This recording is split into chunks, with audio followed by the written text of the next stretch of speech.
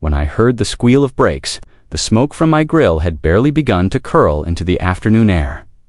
The distinct click-clack of heels on pavement was heard next. I knew who it was without even looking up. Our HOA president, Karen Paten, stormed into my garden like a tornado while sporting designer sunglasses and brandishing a piece of paper as if it were a weapon. She screamed in a voice that could break glass. "Diego Ramirez, you must quickly put an end to this unlawful gathering." Just as I opened my mouth to reply, I saw the black SUV approach the curb. Governor James Mitchell appeared with the broadest smile I had seen in years, clutching a bottle of his well-known hot sauce as the tinted window rolled down. As Karen's face turned from crimson to ghost white, he stepped into my yard and exclaimed, "Am I late for the party?" To illustrate how we arrived at this point, let me go back a few weeks. Diego Ramirez is my name, and I have 15 years of Pine Valley firefighting experience. To collect money for injured first responders, I host a charity barbecue in my garden every spring. This cookout isn't your typical one, with live music, auction items, and enough smoked meat to fill half the neighborhood. It's a full-scale festival. It was meant to be a unique year. After distributing flyers to the entire town, RSVPs were coming in more quickly than before. The governor's office then provided the once-in-a-lifetime confirmation. As it happens, Governor Mitchell desired to be present in person. Few people were aware that I had rescued him from a blazing automobile during the Riverside blaze 5 years prior. He had never forgotten. When the first indication of problems surfaced that morning, I was reading my email. All of the residents received a mass email from Karen Paten, the Pine Valley HOA's president for the previous 3 years. "Urgent, new safety regulations effective immediately," was the subject line. All backyard barbecues were prohibited by the email, which claimed that they were fire hazards. There was no coincidence in the timing. Since she moved here, Karen, who lived 3 houses down, had been griping about my yearly fundraisers. She attempted to shut us down last year for making too much noise, despite the fact that we had finished. By 8 p.m., unauthorized business activity occurred the year prior. Every time, she had to concede. After I had adhered to all the rules, she had, however, become more inventive this year. She believed she had discovered the ideal weapon when she declared all barbecues to be a fire danger. She was unaware that she had just picked a quarrel with someone who was more knowledgeable about fire safety laws than anybody else in the state. I made sure everything was bulletproof during the course of the following week. Fire extinguishers. Make sure structures have the appropriate clearances, and double-check. City permits are double-checked. I even had the fire marshal personally visit my setup to check it out. After years of friendship, Tom Garrett chuckled when he realized how out of control I had become. "Diego," he continued, approving the inspection. "Form, your backyard is safer than most commercial kitchens. Karen is nothing compared to you, regardless of what she's trying to say." Karen wasn't finished, though. To stop the event, she launched a one-woman crusade.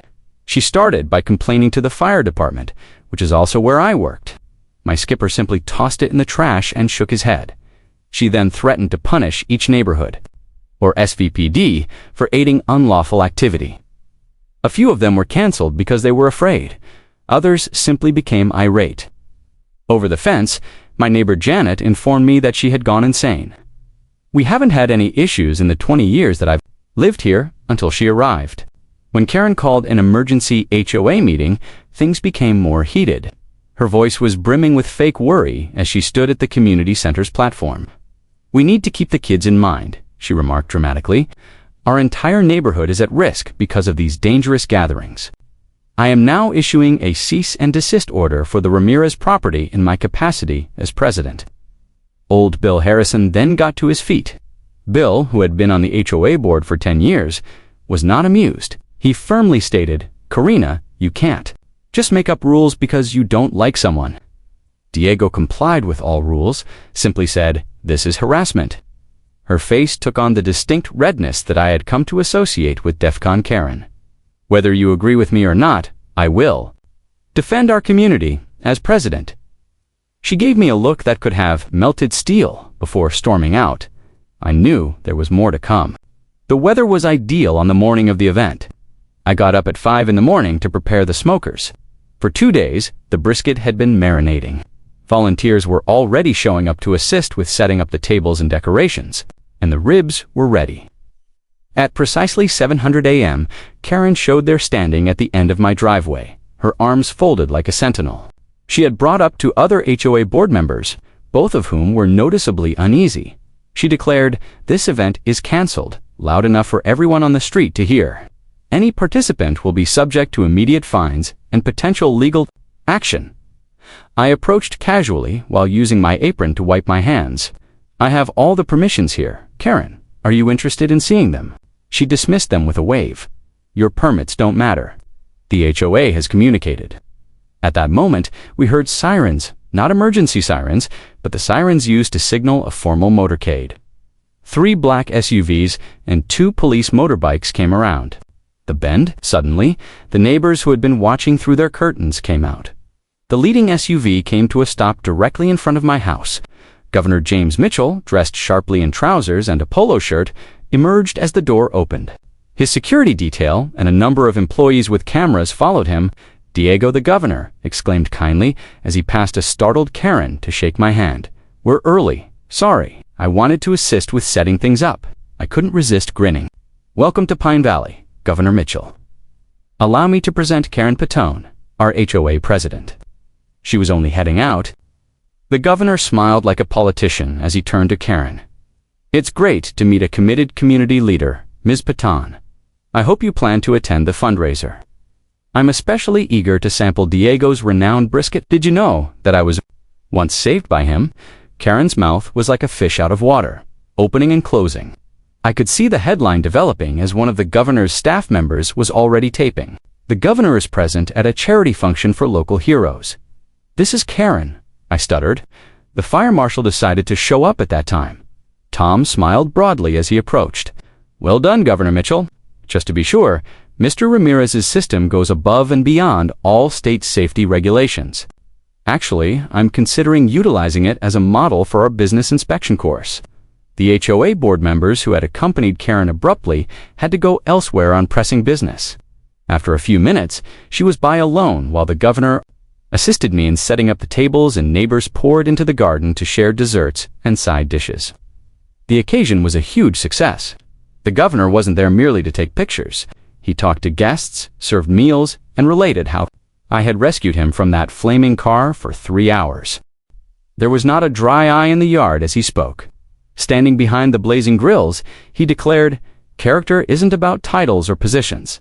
The focus is on service. Diego Ramirez embodies our state's best qualities.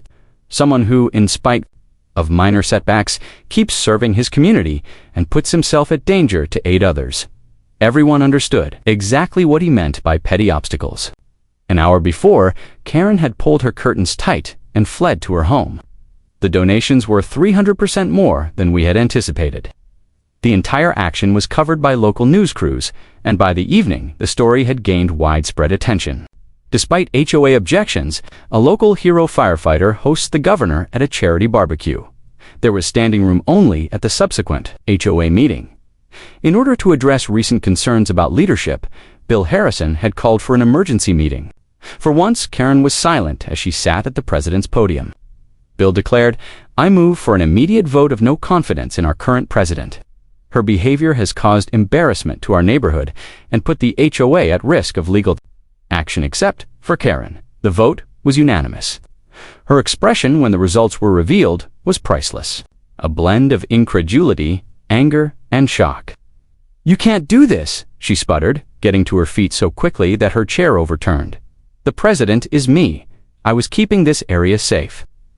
Bill made a kind correction.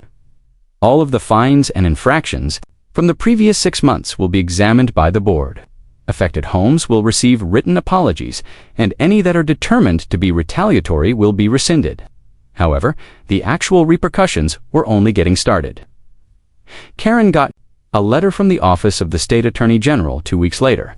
They had taken notice of her misuse of HOA authority, particularly the attempt to intimidate neighbors. She had broken several state laws pertaining to HOA governance, according to the probe. The entire amount of penalty was $35,000. Her scream could be heard 3 homes away when she received the notification. I know this because I was practicing my new signature dish, Governor's Revenge Ribs. I got a formal letter bearing the state seal 3 months later. I was named to the State Fire Safety Advisory Council by Governor Mitchell. Along with a modest salary, the job offered the chance to influence state fire safety regulations. A feature article including a picture of me shaking hands with the governor at the state Capitol was published by the local Daily Dot. When the Pine Valley HOA newsletter showed up at my door, it was the finest part. Our new HOA president, Bill Harrison, had devoted the whole front page to a community safety corner that included my safety-certified barbecue advice. On the cover, I was the main character, standing next to my cigarette with the governor at my side. We both were on matching aprons from the charity event. 2 weeks later, Karen put her house up for sale. She was guiding movers the last time I saw her, making a conscious effort to avoid making eye contact with anyone on the street. Rumor circulated in the neighborhood that she had been forced to drastically reduce her operations due to the $35,000 fine and the legal costs incurred in battling the state's probe. I couldn't resist lighting the grill again as the moving truck drew away. The aroma of victory and expertly seasoned beef was carried by the smoke as it traveled leisurely over the street. Karma can occasionally take the shape of penalties and repercussions,